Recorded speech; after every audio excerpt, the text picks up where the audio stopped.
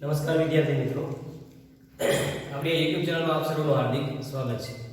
તો વિદ્યાર્થી મિત્રો, આજે આપણે ધોરણ 8 ના ગ્રામરનો એક નવો ટોપિક શરૂ કરવા માટે જઈ રહ્યા છીએ. ટોપિકનું નામ છે કોમ્પ્રિહેન્શન. વિદ્યાર્થી મિત્રો, કોમ્પ્રિહેન્શન એટલે એક એવો પ્રશ્ન કે જેમાં અર્થગ્રહણના પ્રશ્નો પૂછવામાં આવેલા હોય છે. તમને એવું થશે કે આ અર્થગ્રહણ અને કોમ્પ્રિહેન્શન એટલે શું? તો મિત્રો, જેમાં તમને લોકોને કોઈ પોએમ એટલે કે કવિતા આપી હોય, અથવા તો કોઈ પેરેગ્રાફ આપ્યો હોય, અથવા કોઈ એડવર્ટાઇઝમેન્ટ અથવા કોઈ માહિતી આપી હોય, કોઈ ચાર્ટ કે ડેટા આપેલો હોય, એનો અભ્યાસ કરીને એના આધારે નીચે રહેલા પ્રશ્નો કે એમસીક્યુનો જવાબ આપવાનો હોય છે. આ પ્રકારના પ્રશ્નો તમે અર્થગ્રહણના પ્રશ્નો કહી શકો છો. ત્યારબાદ મિત્રો, એસે એ બધું છે એ રાઇટિંગ સેક્શનમાં આવશે, એ પણ તમે કોમ્પ્રિહેન્શનમાં લઈ શકો. પરંતુ આપણે કોમ્પ્રિહેન્શનનો આજનો પહેલો ટોપિક જે છે એ કયો છે તો કે તમને વિકાસ ગ્રામરમાં પહેલા 2 કાવ્યો આપ્યા છે, કોમ્પ્રિહેન્શન પોએમ્સ આપી છે. તો એમાંથી આપણે આજ પહેલી પોએમ છે એ જોઈએ મિત્રો, જ્યાં આપણે ઓલરેડી મેં લખેલી છે. તમારી પાસે જો વિકાસ ગ્રામર હોય તો સાથે ખોલીને રાખજો, તો તમને સમજાય અને જ્યાં જ્યાં એવું લાગે ત્યાં પેન્સિલથી સ્પેલિંગના અર્થ છે નોટ કરતા જજો. જોઈએ વિદ્યાર્થી મિત્રો, સૌપ્રથમ પોએમ છે એ આ બાજુ લખેલી છે. પોએમનું એકવાર તમને બોલીને સંભળાવું છું, વાંચીને સંભળાવું છું. ત્યારબાદ આપણે જોઈએ પોએમ છે એનો અર્થ શું થાય છે, પોએમમાં કેવા શું આવે છે, અને પછી આપણે જોઈએ પોએમના આધારે જે એમસીક્યુના ક્વેશ્ચન આન્સર્સ છે કઈ રીતે આપણે આપવા. તો સૌપ્રથમ જોઈએ મિત્રો, how do you like to go up in a swing up in the air so blue? Oh, I do think it the pleasantest thing ever a child can do. Up in the air and over the wall, up in the air and over the wall, till I can see so wide, rivers and trees and cattle and all, over the countryside. Up in the air and over the wall, till I can see over so wide, rivers and trees and cattle and all, over the countryside. Till I look down on the garden green, till I look down on the garden green, down on the roof so brown, down on the roof so brown, up in the air I go flying again, up in the air I go flying again, up in the air and brown, up in the air and brown. તો આ રીતે poem આપણે અહીંયા 3 સ્ટાન્ઝામાં છે એ વિભાજિત કરીને આપી છે. 3 પ્રકારની કાવ્ય પંક્તિઓનો અહીંયા ભાગ આપણને દેખાય છે, 3 ભાગ એટલે સ્ટાન્ઝાસ જેને કહી શકો તમે. તો 1 બાય 1 મિત્રો આપણે સ્ટાન્ઝા સમજીએ. તો પહેલામાં છે જે પોએમ લખનારના જે પોએટ છે એટલે કવિ છે, એ એક નાના બાળકને પ્રશ્ન પૂછે છે વિદ્યાર્થી મિત્રો. પ્રશ્નમાં એવું કહે છે કે how do you like to go up in a swing, કે તમને કેવું લાગશે અથવા કેવું મહેસૂસ થશે જ્યારે તમે સ્વિંગ એટલે થાય છે હિંચકો અથવા ઝૂલો, જ્યારે તમને હિંચકામાં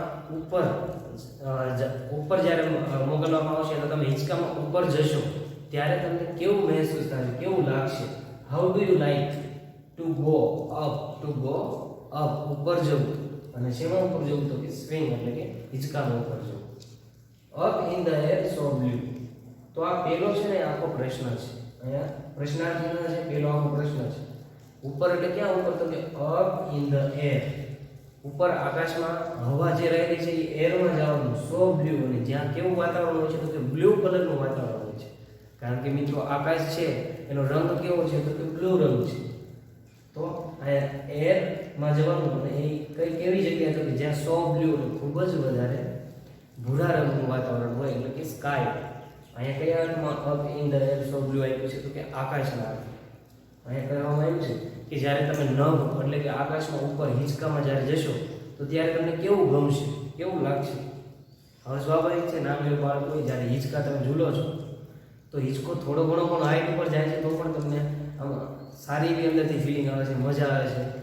તો જ્યારે હિંચકો છે એક આકાશમાં તમે લઈ જશે ઉપર તો તમને કેવું ફીલ થશે, એવું એક નાના બાળકને પ્રશ્ન પૂછ્યો છે.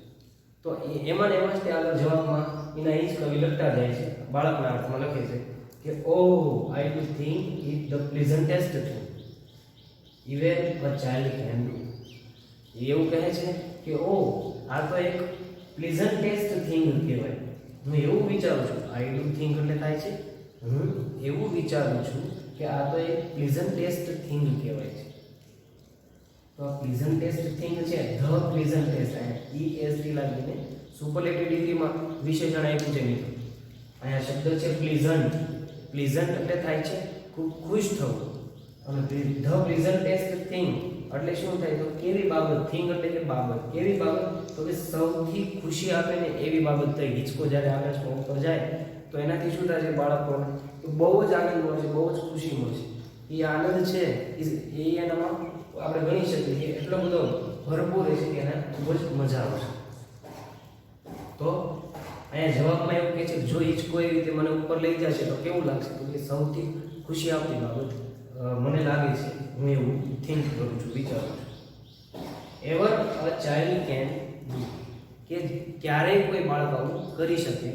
એવર એટલે થાય છે ક્યારેય, કે ક્યારેય કોઈ આવું બાળક આવું કરી શકે એવું હું વિચારું છું કે આવું થઈ શકે તો સૌથી ખુશી આપતી બાબત આ ગણાશે. તો આ રીતે પહેલા સ્ટાન્ઝામાં આપણને એવું કહ્યું છે કે જ્યારે હિંચકો તમને ઉપર લઈ જશે તો કેવું લાગશે, તમને શું પસંદ આવશે. તો એ કહે છે કે એ જ્યારે સૌથી ઉપર હિંચકો લઈ જશે આકાશમાં ત્યારે એવું લાગશે કે એ સૌથી આનંદ અને ખુશી આપતી ફિલિંગ કે બાબત ગણાશે. જે કોઈ બાળક ભાગ્યે જ કરી શકે. Ever a child can do, ભાગ્યે જ કોઈ બાળક આવું કરી શકે. બીજો સ્ટાન્ઝા મિત્રો જોઈએ, એમાં કહ્યું છે up in the air and over the world. એરમાં એટલે કે ઉપર જ આકાશમાં, એરમાં આપણે ઉપર જવાનું કહીએ છીએ, અને સાથોસાથ ઓવર ધ વર્લ્ડ દિવાલોની પણ ઉપર. આપણે હિંચકો સામાન્ય રીતે ઝૂલતા હોય આજુબાજુ દિવાલો હોય તો આપણે એ દિવાલની ઉપર સહેજ એવા જઈ શકીએ, પણ અહીંયા તો એર એટલે કે ઉપર હવામાં જ ઉપર જવાનું છે, ને દિવાલોની પણ ઉપર વયું જવાનું છે. હિંચકામાં જ્યારે ઝૂલતા હો છો ત્યારે દિવાલની પણ ઉપર જતું રહેવાનું છે. ટીલ એટલે કે જ્યાં સુધી હું જોઈ શકું છું ત્યાં સુધી, એ અર્થમાં આવ્યું છે. Till I can see so wide, એટલે સુધી કે હું ઉપર જઈશ હિંચકામાં, એટલે સુધી ઉપર જઈશ જ્યાં સુધી હું સો વાઇડ એટલે કે ખૂબ જ મોટો વિસ્તાર જોઈ શકું ને એટલે સુધી હું ઉપર જઈશ હિંચકામાં, એવું બાળક કહે છે. વાઇડ એટલે થાય છે પહોળો વિસ્તાર, ખુલ્લો વિસ્તાર. આપણે ખૂબ જ મોકળાશવાળો ખુલ્લો વિસ્તાર અને વાઇડ એરિયા કહી શકીએ. તો બાળક એવું કહે છે કે ક્યાં સુધી ઉપર જાય છે તો કે ટીલ આઈ કેન સી, કે જ્યાં સુધી હું જોઈ શકું એ ખૂબ જ ખુલ્લો અને પહોળો વિસ્તાર, ત્યાં સુધી ઉપર સુધી જઈશ. પછી એને શું જોવું છે, ઉપર કેટલે સુધી જવા માંગે છે તો કે જ્યાંથી રિવર્સ એટલે કે નદીઓ દેખાય. હવે જ્યારે આપણે ઉપર આકાશમાં જ્યારે માની લો એવી કલ્પના કરો કે જ્યારે તમે આકાશમાં ઉડી રહ્યા હો, હિંચકામાં બેઠા હો અને ઝૂલતા હો છો ત્યારે નીચે તમને નદીઓ નાની નાની દેખાતી હોય છે, વાદળો છે તમને અડી અડીને જતા હોય છે. તો એવું કહે છે કે રિવર્સ એટલે કે નદીઓ નીચે દેખાય. પછી વૃક્ષો છે, નાના નાના તમને વૃક્ષો દેખાય છે. જ્યારે આપણે સામાન્ય રીતે આપણે કોઈ ડુંગર ઉપર જઈએ છીએ અને થોડીક હાઈટ વધારે હોય છે તો નાની નાની જે વાડીઓ હોય છે મિત્રો, કે તમને યાદ હશે કે વાડીઓ પણ ચોરસ પટ્ટામાં તમને નાના નાના ખાના દેખાતા હશે. તો એવી જ રીતે અહીંયા કહે છે બાળક કે હું ઉપર જઈશ તો હું મને દેખાવું જોઈએ તો કે નદીઓ દેખાવી જોઈએ, વૃક્ષો દેખાવા જોઈએ. પછી તો કે કેટલ એટલે કે પશુઓનું ધણ, જેને આપણે એક સાથે કેટલાય બધા પશુઓનું ઝુંડ હોય છે એને ધણ કહી છે, પણ મિત્રો એને અંગ્રેજીમાં કહેવાય છે કેટલ. તો સ્વાભાવિક છે આવું વાતાવરણ તો તમને ક્યાં મળશે કે પશુઓનું ધણ હોય, વૃક્ષો હોય, નદીઓ હોય, દિવાલો હોય. તો આવું વાતાવરણ આપણે ગામડામાં જોવા મળતું હોય છે. તો એમ કહે છે બાળક કે સો વાઇડ એટલે ખૂબ જ ખુલ્લો વિસ્તાર દેખાતો હોય, નદીઓ હોય, વૃક્ષો જોઈ શકાતા હોય, પશુઓનું ધણ જોઈ શકાતું હોય, એન્ડ ઓલ અને બધી જ બાબતો જે નીચે રહેલી બધી જ બાબતો જોવા મળતી હોય. એટલે સુધી હું ઉપર જઈશ, ટીલ એટલે કે એટલે સુધી, જ્યાં સુધી જોઈ શકું ત્યાં સુધી. Over the country side. વિદ્યાર્થી મિત્રો કન્ટ્રી સાઇડ એટલે થાય છે ગામડું. શેના ઉપર તો કે ઓવર ધ કન્ટ્રી સાઇડ એટલે ગામડાની ઉપર. ઓવર શબ્દ હું દર્શાવે છે કોઈ બાબત, એક બાબત છે એની બીજી બાબત એની ઉપર રહેલી છે અને ગતિમાં છે. ઓવર શબ્દ હું દર્શાવે તો કે એક બાબતની ઉપર બીજી વસ્તુ કે બાબત છે અને એ ગતિમાં છે. તો આ રીતે ઓવર શબ્દનો ઉપયોગ કરીને કહે છે કે જ્યારે એનો ઝૂલો ઉપર ઝૂલતો હશે તો ગામડું છે એની નીચે રહેશે. ઓવર ધ કન્ટ્રી સાઇડ એટલે ગામડાની ઉપરથી હું જોઈશ કે નાની નાની નદીઓ છે, વૃક્ષો છે, પશુઓનું ધણ છે. તો આ રીતે અહીંયા કહે છે કે હિંચકો ક્યાં ઉડી જશે તો કે up in the air and over the world, કે હવામાં ઉપર જઈશ, દિવાલોથી ઉપર જઈશ અને ત્યાં સુધી ઉપર જઈશ કે જ્યાં સુધી 100 વાઇડ એટલે ખુલ્લો વિસ્તાર દેખાય ત્યાં સુધી. જેવો કે તમે નદીઓ દેખાય, વૃક્ષો દેખાય, પશુઓનું ધન દેખાય અને બધી જ બાબતો જે ગામડાની ઉપરથી જોઈ શકાય બધી જ બાબતો અહીંયા દેખાય છે. તો આ રીતે બીજા સ્થાન જાઓ મિત્રો. બાળક કહે છે કે કેટલે સુધી એનો સ્વિંગ એટલે કે હિંચકો છે એ કેટલે સુધી ઉપર લઈ જવા માંગે છે, તો કે ગામડાની ઉપરથી બધું જ નિહાળી શકાય ને ત્યાં સુધી એનો હિંચકો એ હવામાં ઉપર લઈ જવા માંગે છે. ત્રીજો સ્ટાન્ઝા છે એ સમજીએ મિત્રો. ટીલ આઈ લુક ડાઉન, જ્યાં સુધી હું નીચે જોઉં, ટીલ આઈ લુક ડાઉન, જ્યાં સુધી હું નીચે જોઉં, ઓન ધ ગાર્ડન ગ્રીન, તો ત્યાં સુધી નીચે હું ગ્રીન કલરનું લીલુંછમ ગાર્ડન હોવું જોઈએ. અને આમની જ્યારે ચોમાસા જેવો ઋતુ હોય મિત્રો, અત્યારનો આ સમય હોય અને નીચે જ્યારે તમે કોઈ ઊંચાઈવાળી જગ્યાએ જુઓ તો તમને એવું લાગશે કે ધરતી માતાએ લીલી સાડી છે એ પહેરી લીધી હોય છે. અને એટલો સરસ આમ નજારો હોય છે કે તમને કોઈ પણ એવી ભૌતિક સુવિધા છે ને એનાથી એવી ખુશી નહીં મળે, એટલે કુદરતી બાબતથી આપણને ખુશી મળતી હોય છે. તો બાળકનું મન છે ને આવી બાબતો જોઈને રાજી થઈ જાય છે. બાળકોને આવું બધું ગમતું હોય છે. તો એ બાળક એવું કહે છે કે ટીલ આઈ લુક ડાઉન, જ્યાં સુધી હું નીચે જોઉં અને મને લીલા કલરનું ગાર્ડન દેખાવું જોઈએ. કેવું ગાર્ડન? તો કે લીલુંછમ ગાર્ડન દેખાવું જોઈએ નીચે. પછી તો કે down on the roof so brown, પછી જ્યારે કે હું ઉપરથી નીચે જોઉં તો ગામડાઓમાં તો શું હોવાના હોય છે, તો કે છત ઓછી હોય છે અને રૂફ વધારે હોય છે, પતરાઓ. અત્યારનો સમય આપણે વાત કરીએ અને પહેલા સમયનું થોડું વિચારીએ 10-15 વર્ષ પહેલાનો સમય, તો ગામડાઓમાં રૂફની સંખ્યા એટલે કે પતરાવાળા ઘર વધારે હતા, હવે છતવાળા ઘર થવા લાગ્યા છે. તો કહે છે કે ડાઉન એટલે નીચે હું દેખાવું જોઈએ, તો કે લીલું ગાર્ડન દેખાવું જોઈએ. પછી બ્રાઉન કલરના પતરા દેખાવા જોઈએ. કેવા રંગના? તો કે બ્રાઉન રંગના રૂફ એટલે કે પતરા દેખાવા જોઈએ. અપ ઇન ધ એર, એરમાં એટલે પાછું ઉપર રહે છે કે I go flying again. Second stanza કહે છે કે એટલે સુધી ઉપર જાય છે કે વૃક્ષો દેખાય, ગાયનું ધણ દેખાય અને ગામડાની ઉપર રહીને બધી જ વસ્તુઓ જોઈ શકાય. પછી જ્યારે હિંચકો ઉપરથી પાછો નીચે આવશે એમ કહે છે ત્યારે શું કહે છે, તો કે ડાઉનમાં જ્યારે હિંચકો આવશે નીચે ત્યારે લીલું ગાર્ડન હોય, પછી તો તે પતરાઓ છે એ બ્રાઉન કલરના હું જોઈશ.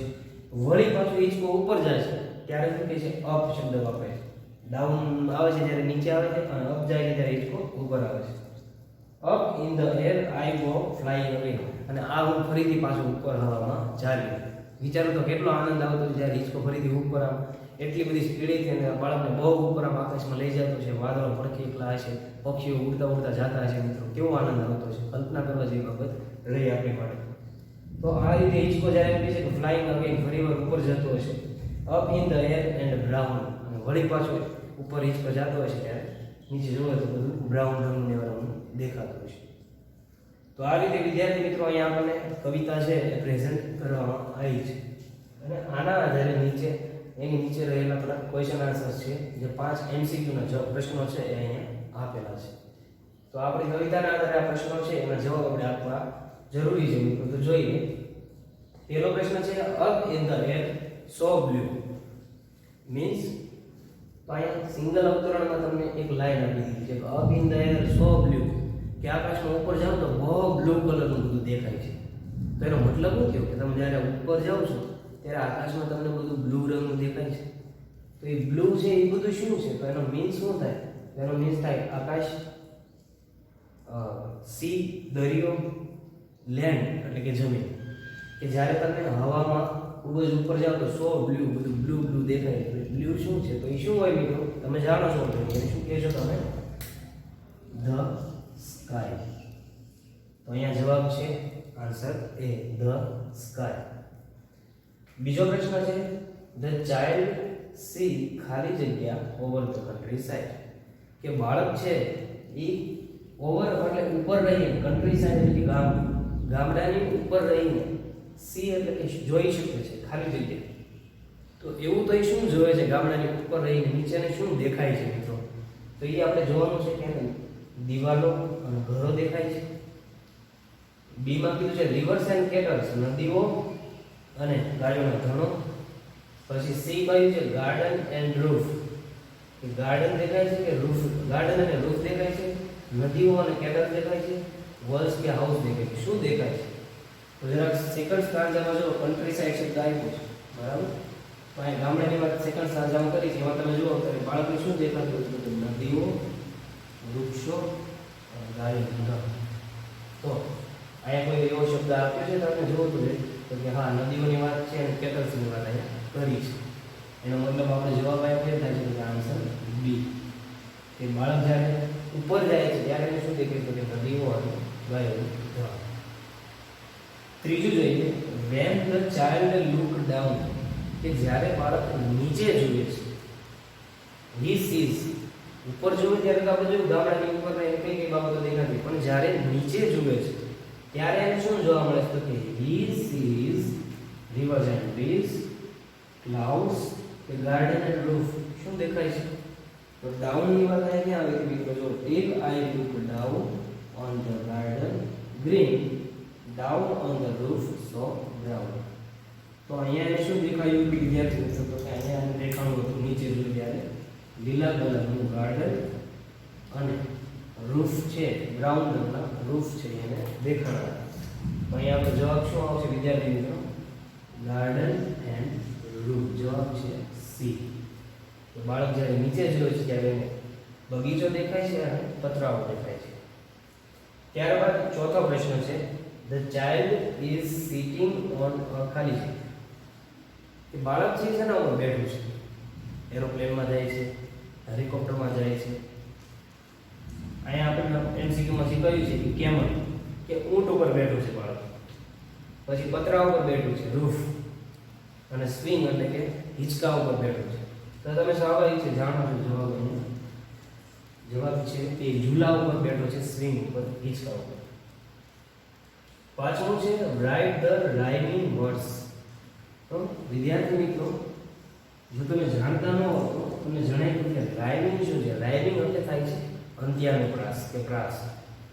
રાઇમિંગ વર્ડ્સ એટલે એવા શબ્દો કે જેના છેલ્લેના ઉચ્ચારો જે શબ્દો હોય છે એના અંતના ઉચ્ચારો એટલે કે અંત્યાનુપ્રાસ એટલે પ્રાસ કહેવાય છે જે પ્રાસ મળતા હોય છે. જેમ કે આ સ્વિંગ શબ્દ લખ્યો છે મિત્રો તો અહીંયા આપણને સ્વિંગ શબ્દ મળે છે બરાબર. તો રાઇમિંગ વર્ડ આપણે ક્યાં મળતા હોય છે તો રાઇમિંગ વર્ડ મોસ્ટ ઓફલી જે સ્ટાન્ઝા આપ્યો છે એમાં જ તે જો અહીંયા છેલ્લો શબ્દ છે તો અહીંયા બીજી કે ત્રીજી લાઈનમાં છેલ્લો શબ્દ તમે જોવો તો તમને સામાન્ય રીતે આ પ્રકારે જવાબ મળી જતા હોય છે. પણ એવી રીતે જવું એની કરતાં ઉચ્ચાર કરીને તમે બોલશો તો તમે સમજે છે કે અહીંયા સ્વિંગ કીધું છે તો અહીંયા કયો શબ્દ છે તો થિંક. તો જ્યારે તમે સ્વિંગ અને થિંક બોલો છો તો આઈએનજી અને આઈએનજી વાળા જે ઉચ્ચાર છે સ્વિંગ અને થિંક એ સરખા આવે છે. તો આ પ્રાસ છે એ સરખા મળે છે તો આને અંત્યાનુપ્રાસ કહેવાય છે. અંગ્રેજીમાં આને રાઇમિંગ વર્ડ્સ કહેવાય છે આ શબ્દોને. તો મિત્રો અહીંયા કયો શબ્દ છે જવાબ આવશે થિંક. ત્યાર પછી કે ડાઉન. તો ડાઉન શબ્દ પહેલા તમે બોલો કે ડાઉન છે કયા સ્ટાન્ઝામાં તમને આપેલો છે till I look down on the garden green, down ફરી ભાષામાં તમને સમજાય તો down on the roots of brown. તો અહીંયા તમને એક શબ્દ મળે છે તો કે ડાઉન બ્રાઉન. તો આપણને બોલતા સમય સરખા લાગે છે તો કે હા પ્રાસ મળે છે. તો ત્યાં તમે એવું કહી શકો ડાઉન નો જવાબ આવશે બ્રાઉન. કારણ કે અહીંયા બંનેમાં છેલ્લેના શબ્દ છે WN અને WN સાથે સાથે O છે એ પણ ડાઉન અને બ્રાઉન આ બંનેના જવાબો છે એ મળતા આવે છે. તો આ અંત્યાનુપ્રાસ કહીશું. ત્યારબાદ વોલ. અહીંયા શબ્દ આપણને આવ્યો છે વોલ. તો વોલ જેવો શબ્દ અહીંયા બે પણ બીજો મળી જાય છે તો કે ઓલ. તો આ રીતે અહીંયા પણ અંત્યાનુપ્રાસ તરીકે રાઇમિંગ વર્ડ તરીકે તમે લઈ શકો વોલ. તો ઓલ. તો આ રીતે વિદ્યાર્થી મિત્રો આપણે પાછા પાંચ છે એ પ્રશ્નો જોયા કે પહેલાનો જવાબ તો કે A, બીજામાં B, ત્રીજામાં C, ચોથામાં C, પાંચમામાં તો કે પાંચમામાં રાઇમિંગ વર્ડ્સ આપણે જોયા. તો આપણી આ પહેલી પોએમ હતી એ મિત્રો અહીંયા પૂરી થાય છે. તમને એવું લાગે કે આ પ્રશ્નનો જવાબ કઈ રીતે તકલીફ હોય તો એકાદી વાર આ જે પોએમને સમજાવી કે ફરી એકવાર રિવાઇન્ડ કરીને સમજી લો અને પછી ફરીથી તમે આ પ્રશ્ન જોઈ લો તો સમજાશે. જોઈએ આગળ બીજી પોએમ. મિત્રો આપણે નવી પોએમ શરૂ કરીએ પહેલા અહીંયા એક શબ્દ છે બ્રાઉન. એ આપણે અહીંયા ભૂલ છે. અહીંયા શબ્દ ખરેખર બ્રાઉન નથી આવતો પરંતુ ડાઉન શબ્દ આવે છે. જ્યારે હું પોએમ સમજાવતો હતો ત્યારે જ મને લાગ્યું પરંતુ એ સુધારી લેવું વધારે સારું રહેશે. Up in the air and down. અહીંયા અપની વાત છે અને ડાઉનની વાત છે. જો કે પ્રશ્ન સાથે કોઈ આ લાઈનનો જવાબ છે એ જોડાયેલો નથી, એમ છતાં પણ પોયમ છે એ વ્યવસ્થિત તમે સમજો એ માટે હું લખી દઉં. બરાબર, ધ્યાન આપજો. ડાઉન લખીશું. જોઈએ હવે આગળ બીજું. જોઈએ મિત્રો સેકન્ડ નંબરની પોયમ. અહીંયા પોયમ છે એમ લખેલી છે અને ત્યારબાદ આપણે પોયમ સમજીને ક્વેશ્ચન આન્સર છે ડિસ્કસ કરીએ મિત્રો. સૌપ્રથમ પોયમ છે એ હું તમને સંભળાવું. In the heart of seed buried deep so deep. In the heart of seed buried deep so deep. A dear little plant lay fast asleep. In the heart of seed buried deep so deep. A dear little plant lay fast asleep. A dear little plant lay fast asleep.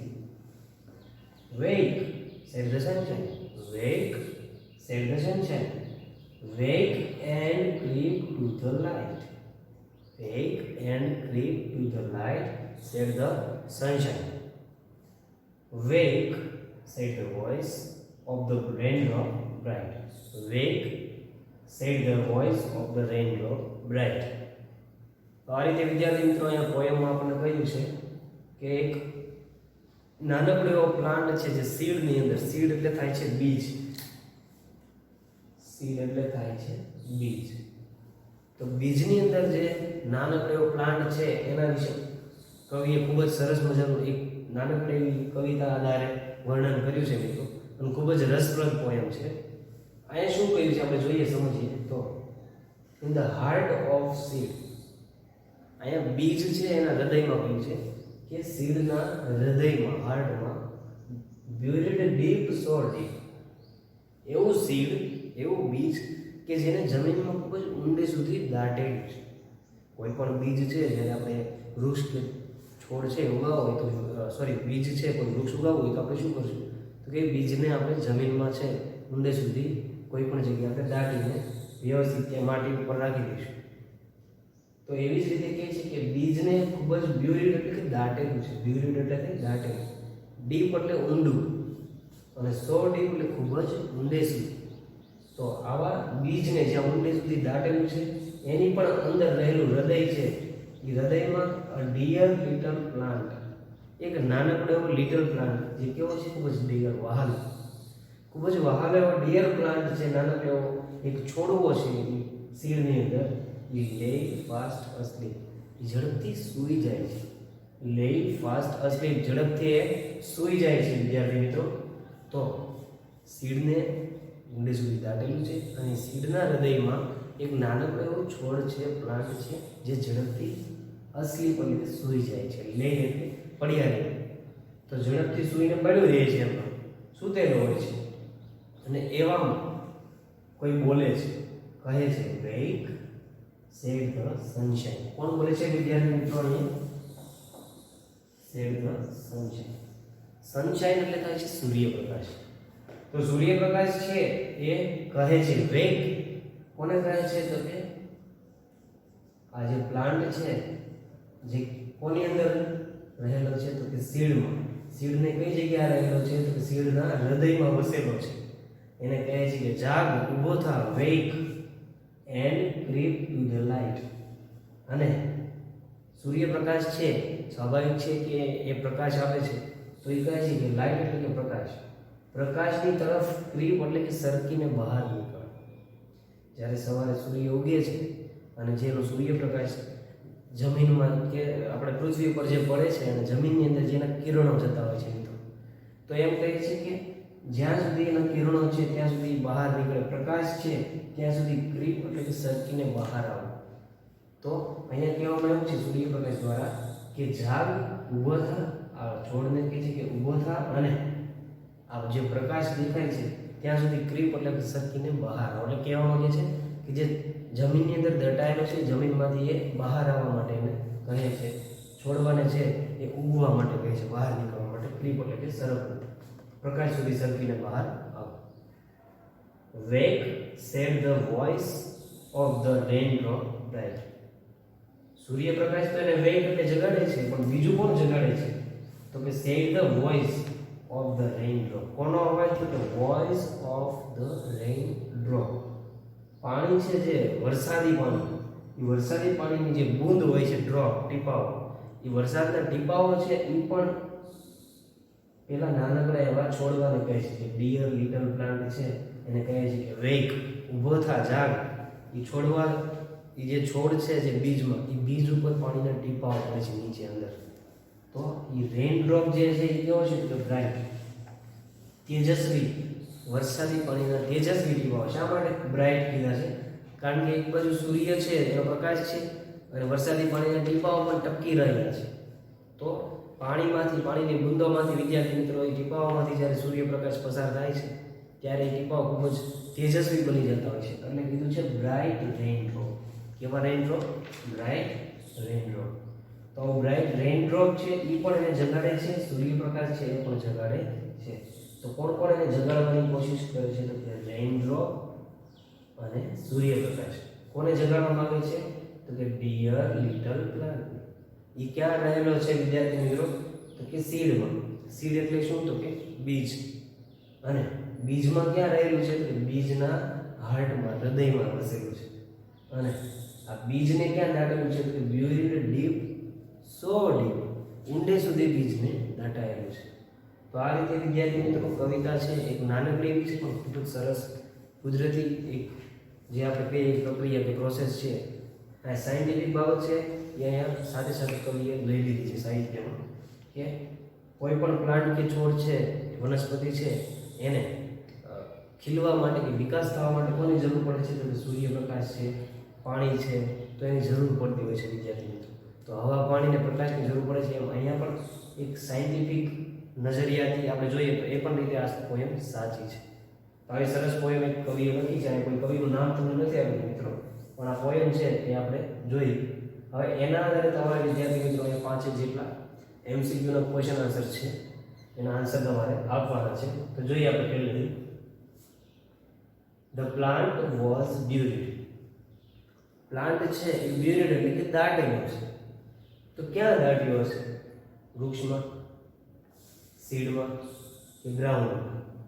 વિદ્યાર્થી મિત્રો છોડવો છે એને અત્યારે ક્યાં દાટાયેલો છે એ તમારે કહેવાનું છે. અહીંયા તમારે એ જોવું કે આ સીડ હતું, સીડ, એ સીડની અંદર કોણ છે? તો સીડની અંદર ડિયર લિટલ પ્લાન્ટ છે એને શું કરેલો છે? તો બ્યુરીડ કર્યો છે. એટલે સામાન્ય રીતે બીજને આપણે જમીનમાં જ ઉગાડીએ છીએ, જમીનમાં જ આવે છે, ગ્રાઉન્ડ વિદ્યાર્થી. પણ અહીંયા એવું નથી કહેવા માંગતું. અહીંયા એવું કહે છે કે પ્લાન્ટ છે હાલમાં ક્યાં રહેલો છે? તો પ્લાન્ટ તો જે ખીલ્યો નથી, બહાર નીકળ્યો નથી, તો એ ક્યાં હોય મિત્રો? તો કે ઇન ધ સીડ. અત્યારે ક્યાં દટાયેલો, બ્યુરીડ થયેલો છે? તો કે અત્યારે એ સીડની અંદર છે. એટલે અહીંયા જવાબ તમારે ઇન ધ સીડ લખવાનો છે, નહીં કે ઇન ધ ગ્રાઉન્ડ. જમીન ન લખતા મિત્રો, ખોટું છે. તો આ રીતે પ્લાન્ટ છે ક્યાં છે? સીડમાં, કેમ કે ત્યાંથી બહાર આવ્યો નથી. ત્યારબાદ બીજો પ્રશ્ન છે ધ પ્લાન્ટ વોઝ, ત્યારબાદ આપણે આગળ લખવાનું છે કે ગ્રોઈંગ, ઉગી રહ્યો છે, અવેક એટલે કે જાગી રહે છે, જાગે છે, કે અસ્લીપ કે સૂતું છે? તો પ્લાન્ટ છે એ હજી સૂતો છે વિદ્યાર્થી મિત્રો. એને જગાડવા માટે બીજા કોઈ પ્રકૃતિના તત્વો આવે છે ત્યારે પ્લાન્ટ છે એ સૂતો છે, એટલે એનું આવશે સ્લીપ. ત્યારબાદ ત્રીજામાં કીધું છે ક્રીપ ટુ ધ લાઇટ, કે પ્રકાશ સુધી બહાર સરકીને તું આવ. તો એવું કોણ કહે છે? Who said this? કોણ આવું કહે છે? ક્રીપ ટુ ધ લાઇટ કોણ કહે છે? પોઈન્ટમાં જોઈ તમે. Creep to the light, wake and creep to the light, જાગ અને લાઇટ સુધી, પ્રકાશ સુધી આવો. કોણ કહે છે? Said the sunshine. તો કોણ કહે છે આવું? સૂર્યપ્રકાશ છે કહે છે કે પ્રકાશ સુધી આવો. ત્યારબાદ ચોથા પ્રશ્નમાં વિદ્યાર્થી મિત્રો ખાલી જગ્યા વેક ઓફ ધ પ્લાન્ટ, છોડને કોણ જગાડે છે? અથવા તો અહીંયા તમારે કર્તાનું નામ લખવાનું છે કે છોડને ખાલી જગ્યા છે એ જગાડે છે. વેક એટલે કે જગાડવું. તો જો the sunshine and the rain drops, the sun and the moon, the sun and the rain. તો એબીસીમાંથી તમે જુઓ તો કોણ જગાડે છે? તો કે હા, સન આવે છે પણ એટલો સન નથી વિદ્યાર્થી મિત્રો. સન સાથે સનશાઇન, સૂર્ય પ્રકાશ. તો શું એટલે સૂર્યપ્રકાશ જગાડે છે? તો કે નહીં. સાથે સાથે કોણ જગાડે છે? તો કે રેન ડ્રોપ્સ. ભૂલથી સન અને રેન નો કરતા વિદ્યાર્થી મિત્રો, અહીંયા સનશાઇન અને રેન ડ્રોપ્સ આવશે. બરાબર, આપણે જોયું કે સનશાઇન છે એ વેક કરવાનું કહે છે અને રેઇનડ્રોપ છે એ પણ એનું વેગ એટલે કે ઝાકવાનું કહે છે. પાંચમો પ્રશ્ન છે રાઇટ ધ રાઇમિંગ વર્ડ્સ. અહીંયા રાઇમિંગ વર્ડ્સ એટલે કે આપણે અંત્યનો પ્રાસ જે મળતા હોય એવા શબ્દો ગોતવાના કહ્યા છે. તો ડીપ અને લાઇટ બે શબ્દો છે વિદ્યાર્થી મિત્રો. તો ડીપનો રાઇમિંગ વર્ડ તમે જો આ પેલું ડીપ શબ્દ મળી જાય આપણે તેના આધારે તમે ગોતવાની કોશિશ કરો. ડીપ તો સ્લીપ.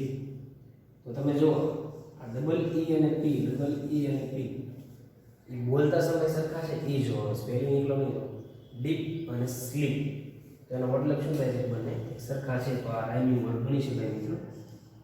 ડીપ તો સ્લીપ. અસ્લીપ છે વિદ્યાર્થી મિત્રો અસ્લીપ લખશું. ડીપ તો અસ્લીપ.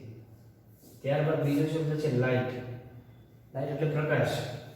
તો અહીંયા લાઇટનો શબ્દ આપણે જોઈએ કે લાઇટ અહીં લખ્યું છે તો એના જેવો કોઈ બીજો શબ્દ તો કે હા એ કયો છે બ્રાઇટ. લાઇટ અને બ્રાઇટમાં સેમ શબ્દો કયા છે જીએચટી. નહીં પણ GH. તો એ બોલતા વખતે સરખા છે કે નહીં જો લાઇટ બ્રાઇટ તો હા સરખા છે. એનો મતલબ કે ત્યાં આપણા રાઇમિંગ વર્ડ્સ બ્રાઇટ. તો આ રીતે વિદ્યાર્થી મિત્રો અહીંયા આપણે બે પેર લખી રાઇમિંગ વર્ડ્સ. તો અહીંયા આપણે પોએમ જોઈ એક નાનકડી કે જેમાં પ્લાન્ટની અને સીડની વાત કરી કઈ રીતે એને ઉગવા માટે કોણ કોણ બોલાવે છે અને ત્યારબાદ ક્વેશ્ચન આન્સર જોયા. તો મિત્રો આજે આપણે બે કવિતાઓ છે એ શીખી અને એના આધારે ક્વેશ્ચન આન્સર છે એ જોઈએ. ફરી પાછા મળશું ત્યારે અહીંયા આપણે ક્વેશ્ચન 1 આજે જોયું. હવે પછીના વિડીયો લેક્ચરમાં કોમ્પ્રિહેન્શનનો ક્વેશ્ચન નંબર 2 જોઈશું વિદ્યાર્થી મિત્રો. આ કોમ્પ્રિહેન્શન પાર્ટ 1 હતો. હવે આપણે કોમ્પ્રિહેન્શન પાર્ટ 2 માં પ્રશ્ન નંબર 2 જોઈશું. ત્યાં સુધી વિદ્યાર્થી મિત્રો ગુડ બાય, જય હિન્દ.